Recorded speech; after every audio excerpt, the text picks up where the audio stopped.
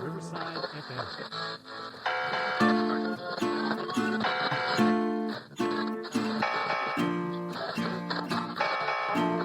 Hey there, it's Jitsie, and you're listening to the Crush Chronicles podcast, a safe space to discuss crushes and how they affect our lives. So grab your coffee or wine, pull out your old diaries, and settle in for today's topic and discussion. Leaning into the fall of my senior year, I was swamped with commitments. Senior assistant editor of the yearbook staff, theater and drama club, choir, and a decent load of AP classes. We all still frequented the music pit as much as our time would allow, and the typical teenager in me yearned for yet another commitment despite my already brimming schedule. The boyfriend. Aurora had learned that Connor and his girlfriend had split up, but I didn't rejoice in this like I would have over the summer. "Why aren't you freaking out?" Erin asked accusingly after the information was presented to me. She was sitting next to me in my car as I drove, obviously expecting a spaz attack, and I was letting her down.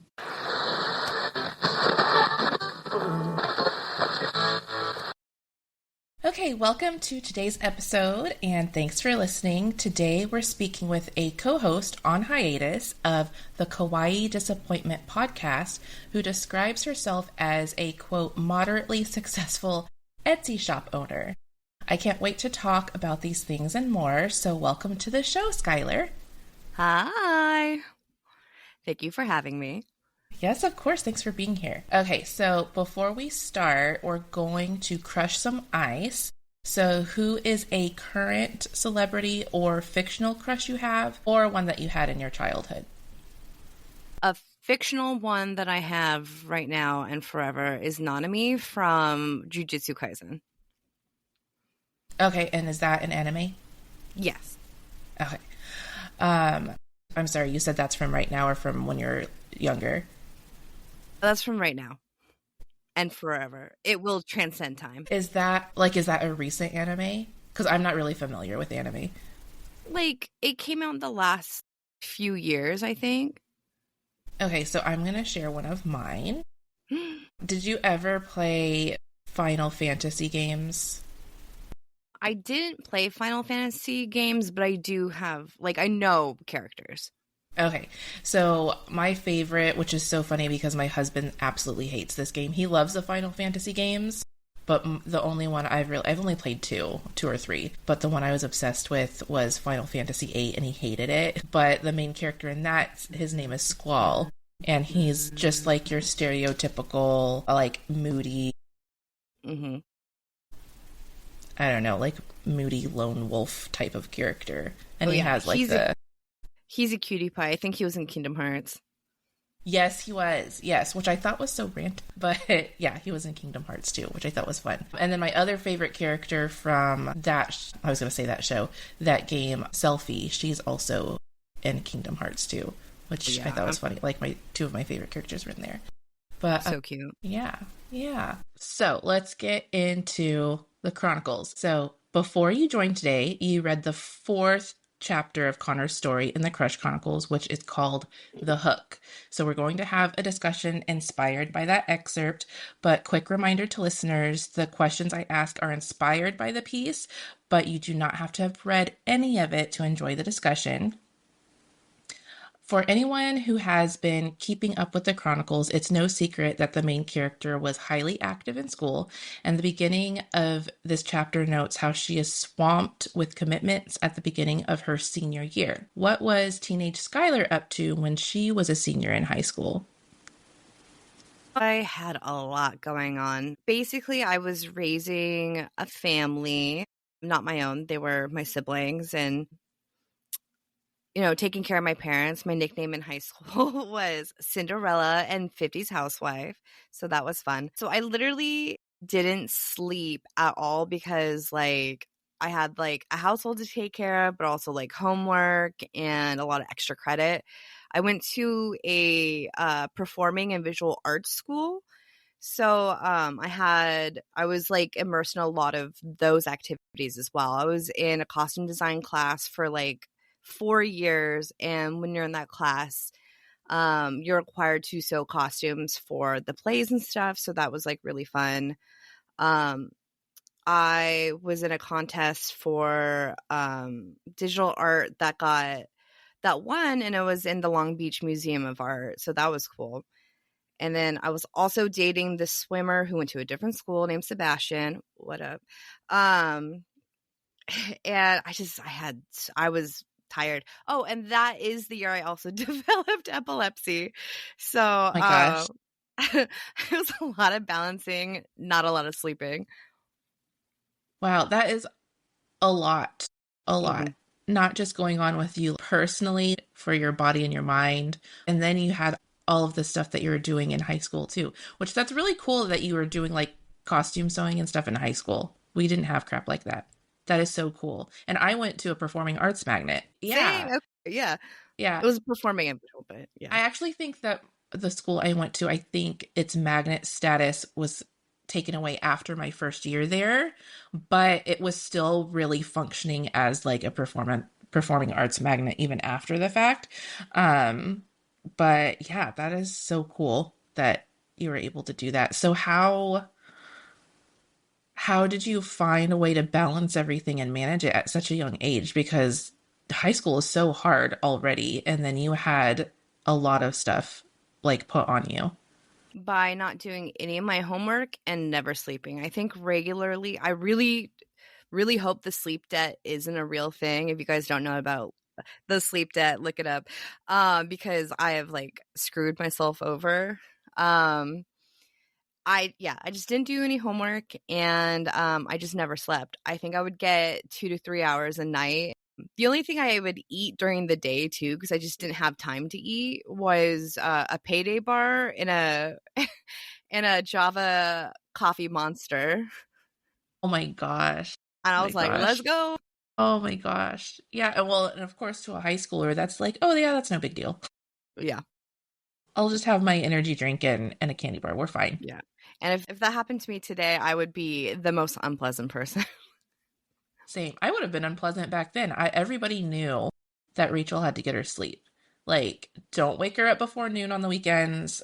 Like, yeah, I was cranky. So, well, kudos to you, man, because that is hard, and you obviously came out like okay. But yeah, that's a lot. So, what was your favorite activity that you were doing at that time? Oh gosh.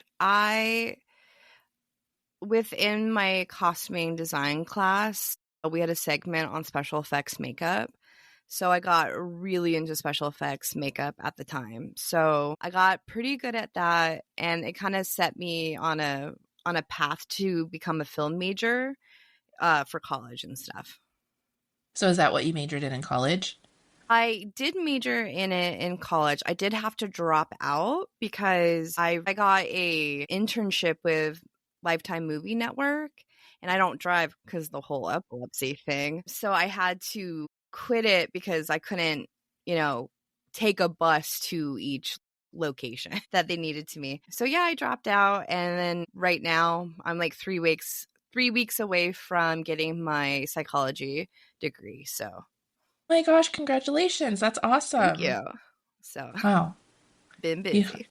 you have a lot of interesting things that you were currently going through and that you've done. I'm like, okay, focus on the interview. Don't get sidetracked by the cool things that you want to ask her. Okay. You think I'm cool? Of course. That's so awesome. Okay, so after reading this excerpt, which is actually the fifth part of Connor's story, I misspoke earlier. It was not the fourth, but it is called The Hook. What parts of the story stuck out or resonated with you and why? The part that stuck out the most to me was the denim futon. Um, that doesn't sound very comfortable. Thoughts. No, I think it's just like the feeling of like, why am I gonna try again just to like get let down? That definitely has resonated in not just romance, but like a lot of different aspects of my life. So I think I could really connect to that part. I also connect to having like a lot of guy friends that are kind of like, I don't know, maybe I'm reading into it too much, but it seems like they liked you. Was he from South Carolina? He seems to have liked you, and I realized after the fact I had a lot of like guy friends who were like friend zoned by me. So I'm just like, I could relate to you on that front as well. Then you should read many of the other chronicles because talk about how I friend zone myself all the damn time. I was Yourself. I was just so oblivious and so self-conscious like all the time. Mm-hmm. But yeah, I did know at the time that my friend from South Carolina, he did like me, but we were two kids living like half a country away from each other. There's like absolutely nothing we could have done about it. Right. But yeah, like what you said about why try just to be disappointed. Like, yeah, I feel like it's a very human experience. And I appreciate that you said it not just in romance. Like, Mm-hmm. it's like in everything, like school, work, home life. Like, it's just sometimes you just get so, like, such a feeling of defeat. So, yeah, I'm glad that stuck out to you. And also the denim futon. So it wasn't, it wasn't like legit, like jeans denim. It was like That like a soft soft. mom jean kind of Yeah, thing. it was a soft like mattress, but it was denim colored. So if you looked at it, Okay. it looked like it was, it was that was so I've never had anybody point that out to me before, but it's true. Yeah, it was like it was very comfortable. I love my futon. Even when I moved out, I took it with me and I had it for a long time before I passed it on to another 20 something that needed Futon. a bed that turns into a couch for their apartment. But yeah, sorry, that really I was not expecting that. Okay, so in this section of the story, teenage Rachel learns that her crush Connor has become single, and her best friend is appalled that she wasn't primed to make a move. Though it was apparent this had more to do with teen Rachel's low self esteem, what would your approach have been in this situation? Go for it or kick back and wait? So I would do like a middle ground type thing where I would ensure there was a lot of like contact with us because it sounds like you fully kind of step back from it. But I would be like basically like in the bubble enough to keep me in mind, but just far away enough where it's just like he misses me when I'm not there. Oh, see, that's very smart and strategic. It's like, hey, you can't forget about me because I'm right here. Mm-hmm. But I'm also not right there, so you have to come find me. Yes. Yeah, I actually talk about, I don't know why this stuck with me for so long, but when I was in middle school, I got a keychain from Claire's that said, "How can I miss you if you won't go away?"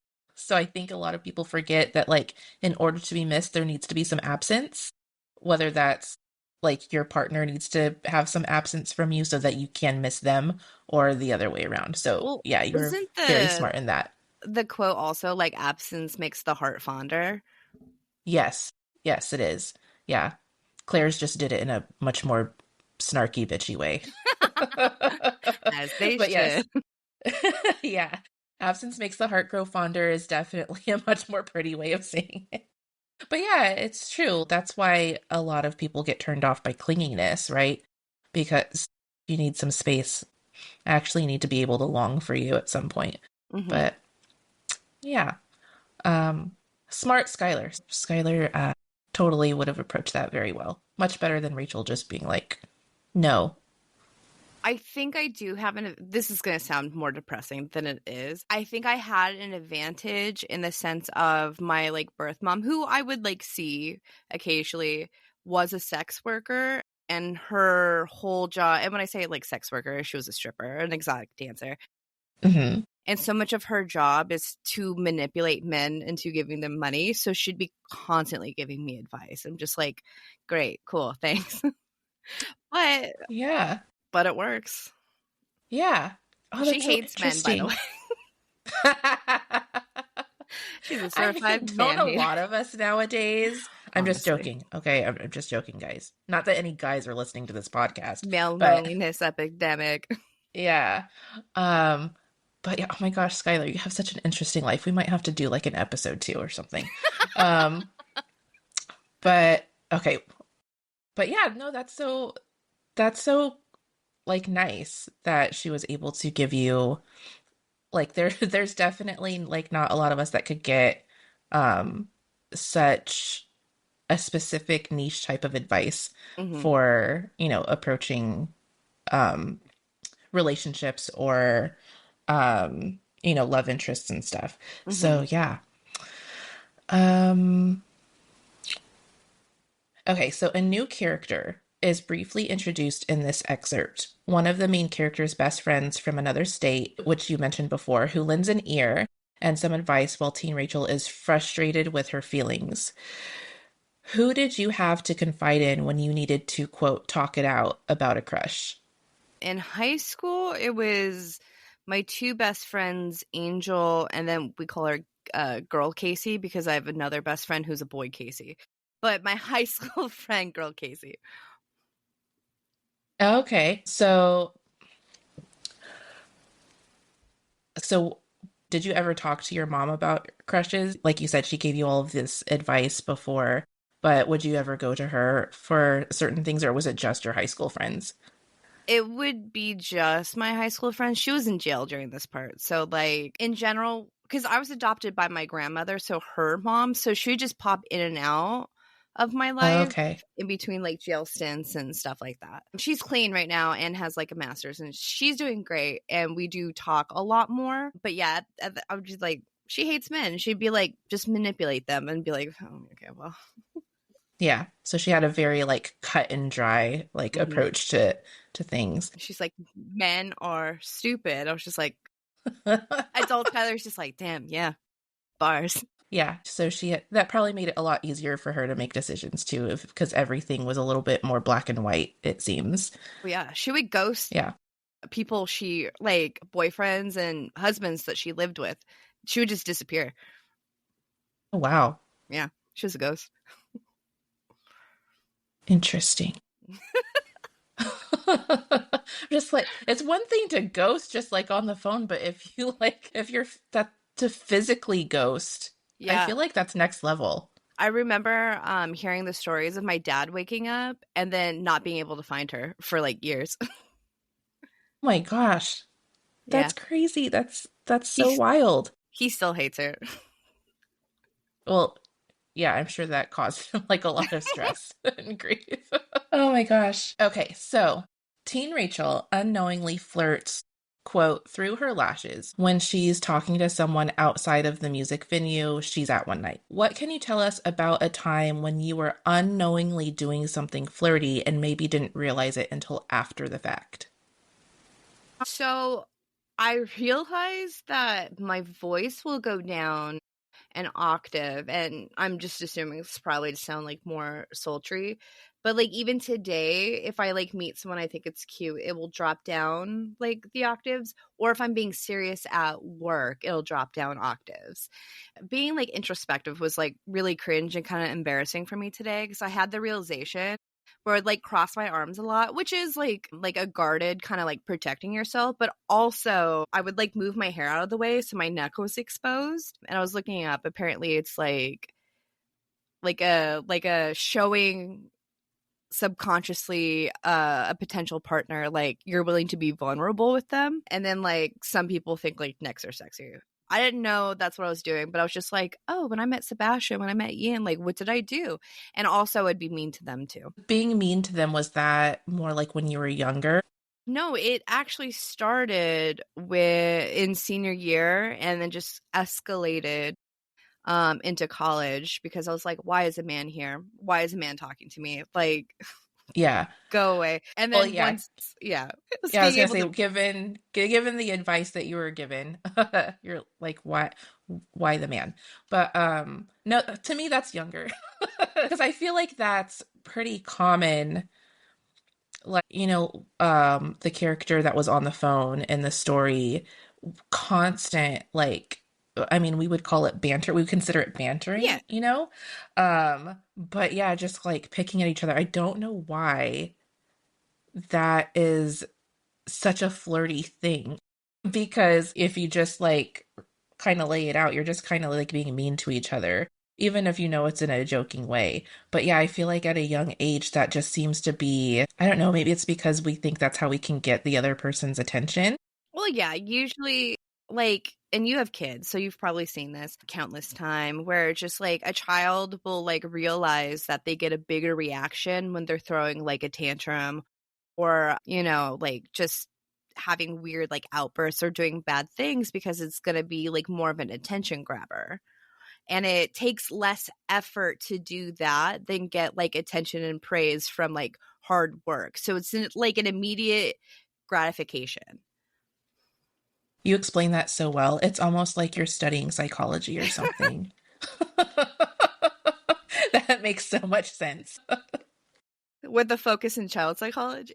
We'll see. Oh my God. Okay, I'm asking all the wrong questions. I didn't prepare properly for this. I think you're asking fantastic questions, because then we could just Thank you.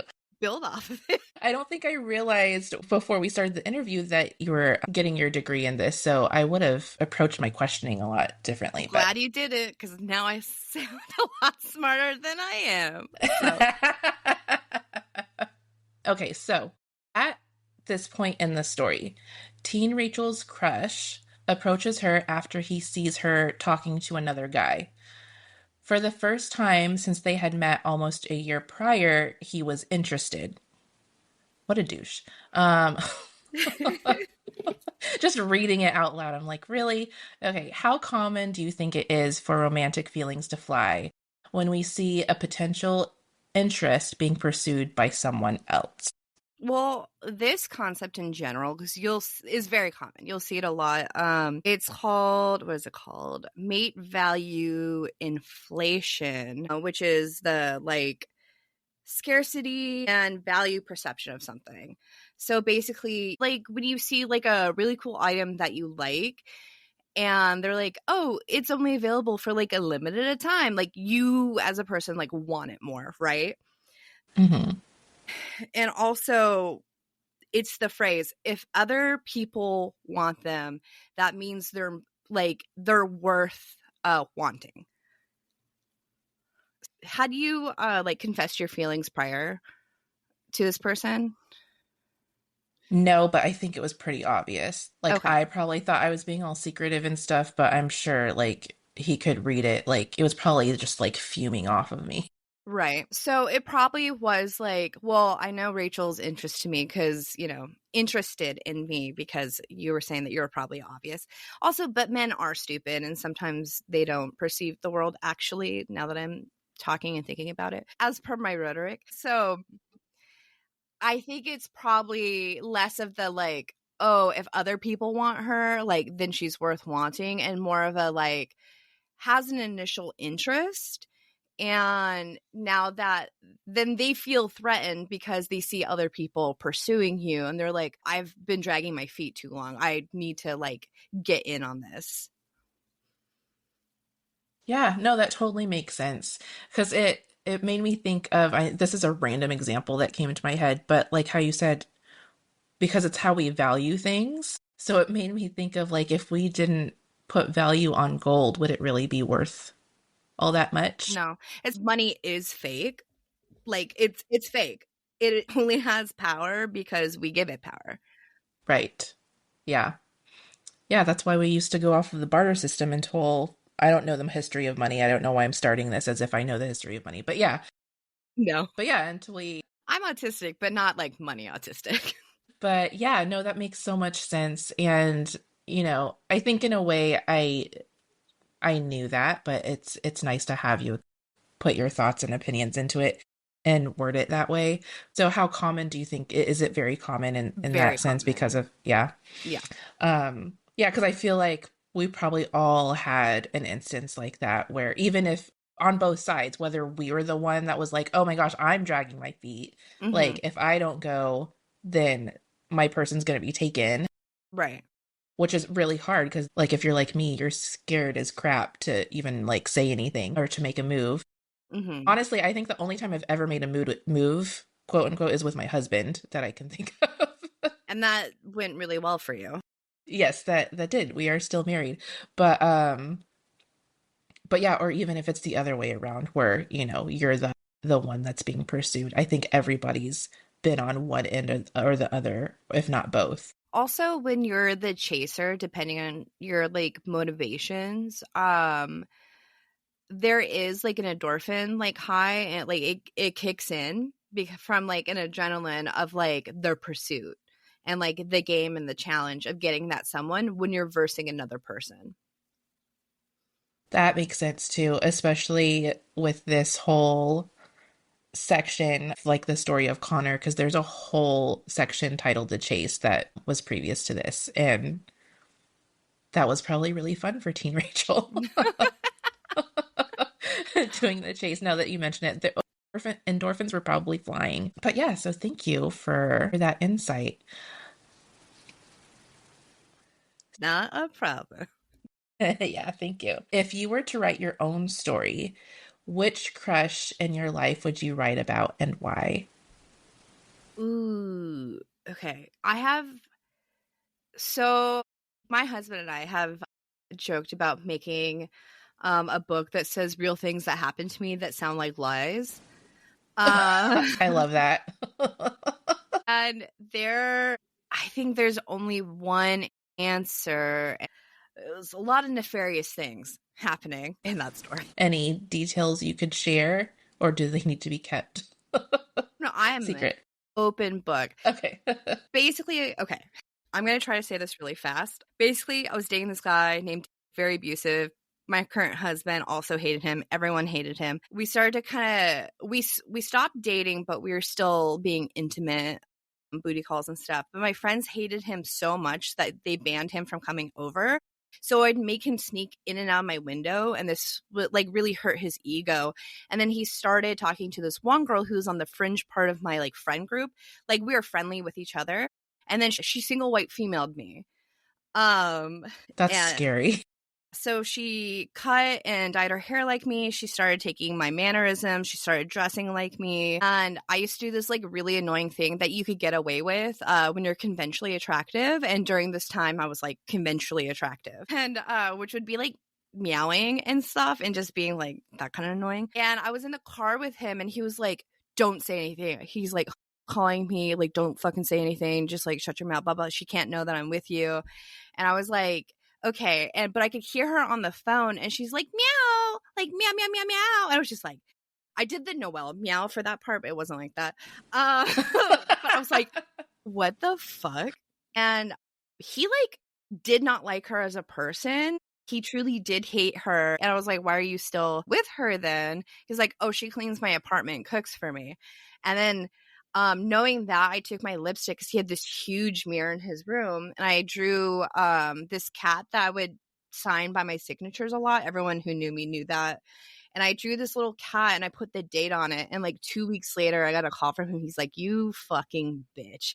She saw your cat. She saw it dated, and now I'm in trouble.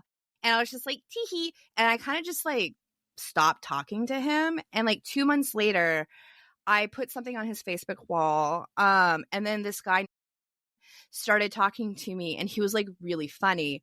And the way to get me in college was being really funny. I got called like a comedy slut because like I would date you if I thought you were really, really funny, which makes sense because my husband is like one of the funniest people to me. And so we started talking, and then we started hanging out, and he was going to massage therapy school. And I was like, oh, do you like a part-time job? And he was like, oh yeah, I work at Wendy's. And I was like, Wendy's? Like at the traffic circle? And he was like, yeah. I was like, there's this girl named that works at that Wendy's. And he's like, oh yeah, she's my coworker. And I was like, I hate her. And he was like, oh my God, why? And I told him everything. And he was like, wow, that's psychotic. And I was like, I know. Like, what the hell? And then he'd be like, hey, my roommate's out, like come over. And he would like make dinner and would watch movies. And it was just so much fun. And I was starting to get like a really big crush on him, which was great because it was like, seems like it was reciprocating. And I came home, and my best friend to this day / former roommate, I was like, I really like, I think we might like make it official. And they're like, oh my God, cool. I'm going to go like do some sleuthing and stuff, because I just like didn't think to do that because like, I don't care enough. And they were like, you need to come to the computer right now. And there were all these photos of him hugging and like being with her and like being at dinner and stuff with her.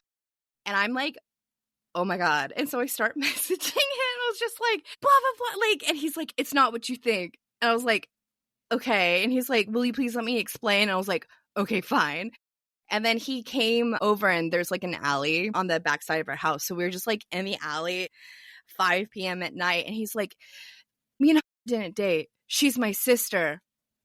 What the plot fuck? twist? Oh my gosh, I was not expecting that. I was like, what the fuck? And he's like, you don't understand. He's like, she fucking hates you. She hates you so much because you're still with, and all she does at work is bitch about you and complain about you. And then when we're home, because they were roommates, and so every time he was like, oh, my roommate's gone, it was because she was with,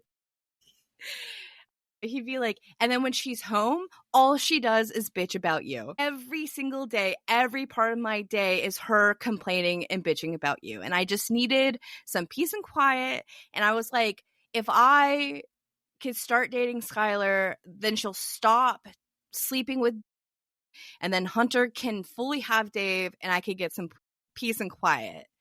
And I was like, what the fuck?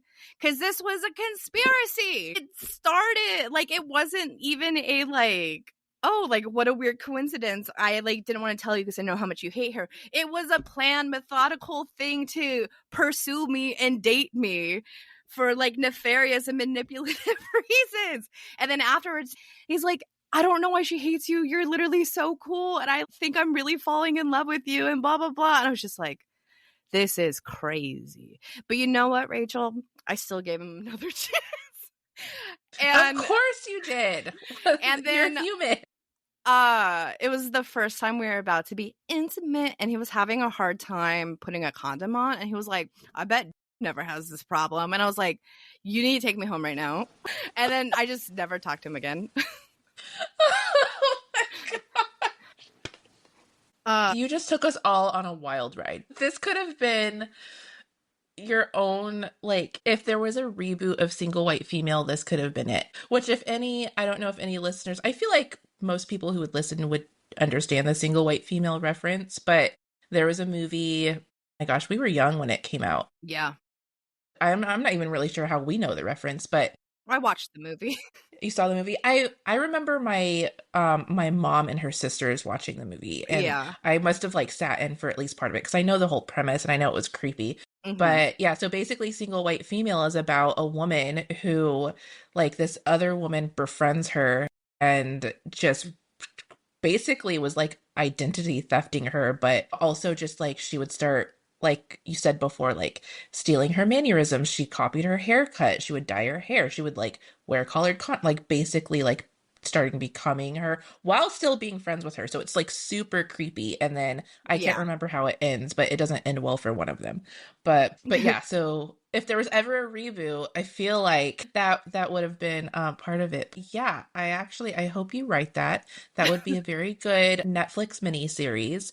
There are so many twists and turns. And yeah, you and your husband need to write that book because which I love the title. That is so fun. So yeah, thanks for sharing that. You're welcome. Yeah, I imagine that would have been really disappointing for you to find out, because again, it just sounds so Netflix miniseries for you to find out that his first motive was to find peace, just give himself some peace. Yeah, and quiet, which, I mean, I get it, man. Like, because first of all, you were taking up so much of her headspace. And was it the same the other? Because obviously you didn't like her, but were you like thinking about her 24/7 like apparently she was with you? Nope. So that's good. I'm glad that wasn't the case. So I get it. Like I get why he needed peace, but that was a very wrong and manipulative way to do it. But I mean, I understand why you would have given him a second chance, because I felt bad. He, like, we've all seen like the She's All That movies, like, you know, it starts out as a ruse, but then feelings develop, and like, you know, that can't happen in real life. Mm-hmm. So yeah, it's totally understandable why you gave him a second chance, but it's also understandable why you were like, okay, you need to take me home now. Yeah, I was just, I can't do this. Yeah. Oh my gosh. Okay. I don't even know where to go from that. I'm sorry. that was just so good. That was such a good story. So with that, we're at the end of our episode, but I do want to ask, because I forgot at the beginning, to give you a moment to tell us a little bit about your podcast. I know it's on hiatus right now, but like how long have you been doing it? How many seasons are out? Do you have like a time where you're expecting to come back? What is it about? Like give us a little 411 about it. So basically, it is called Kawaii Disappointment, like you said, which is like a pun off of Kawaii Desu, which, was a fun time. I guess that doesn't matter. It's an anime podcast that my husband and I started with our best friend during the pandemic because they didn't watch anime at all. So we would make him do it. And before we'd have him watch the episodes, we'd have him try to form a plot based off just the title and then based off the cover art to see if it changed, and then we'd see how close he got to to the plot. That's so fun. That's so funny. And then there was like a lot of fun segments if you like are really into anime. We had a segment called "Is there an AMV for that?" Because like, you would have to choose a song and you would have to choose that you think there would be an AMV for, and then you would get points. And then there was always the super secret bonus round, which is yes or no, do you think there's an AMV to Evanescence Bring Me to Life? Because in the AMV community, there's almost always an anime music video. That's what AMVs mean. Sorry. No, that's okay. There's always one to Evanescence Bring Me to Life. So it was a pretty I easy understand that. secret point. That makes sense. I love that concept. That's so fun. So all of your episodes, they're all just you with your friend who's never watched anime and he has to do all of these tasks. That's so funny. He had to quit because like obligations, the pandemic ended. And then we had a different host who also didn't watch anime. And then she also quit. And I think just kind of like the morale of two hosts quitting kind of just like was like, this is a little too hard to get over right now. And so it's been on hiatus for like, I think 2 years, but we're still getting, because we have a Discord server and we still get people being like, any updates? You guys coming back? See? Yeah, you have a demand. Yeah. I think we just can't agree on what a two host kind of format would be. And I think that's where we're struggling to come back. Is it because you're going to go forward with just the two of you instead of having a third host? So you don't have that third, you'd have to completely reformat your show basically. Basically, yeah. For the two people, an immediate like kind of washes my hands of it type thing was like twice. Fuck. Yeah, but they do say third time's a charm. So okay, we can try for that. But definitely anybody can go back and listen to your past episodes, right? They're still up. Oh yeah, we have I think like 3 years of content. So okay, great. Yeah, so we'll definitely link those in the show notes. It sounds like such a fun concept. So thanks for sharing that. And then remind me again of your Etsy shop name. It is Sky Kitty Creations.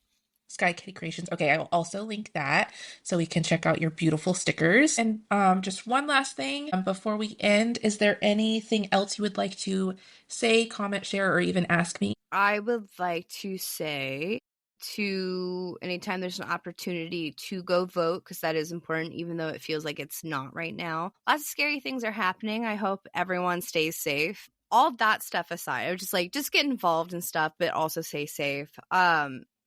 I think it's really, really cool and I'm very impressed with everything that you've been doing, because like it is really difficult being introspective and like being so vulnerable in a public forum and sense. And like even when I was thinking back of like the thing with the flirting and stuff, having to be introspective in that sense was very cringe to me, and it made me feel like gross. So the fact that you're doing this is very cool. And yeah. Thank you. I really appreciate that, because, at first I wouldn't tell anybody about the podcast. Like I was probably, like with the exception of the guests on the show, nobody knew about it, because it is hard. And it's hard enough just to do a podcast, as you know, and put yourself out there. I would never tell anyone we had a podcast because I was so embarrassed about it. Yeah, but there's nothing to be embarrassed. It sounds so cool and so fun. It's just so hard just to put yourself out there for anything that you share about your teenage self is going to be ultimately cringy.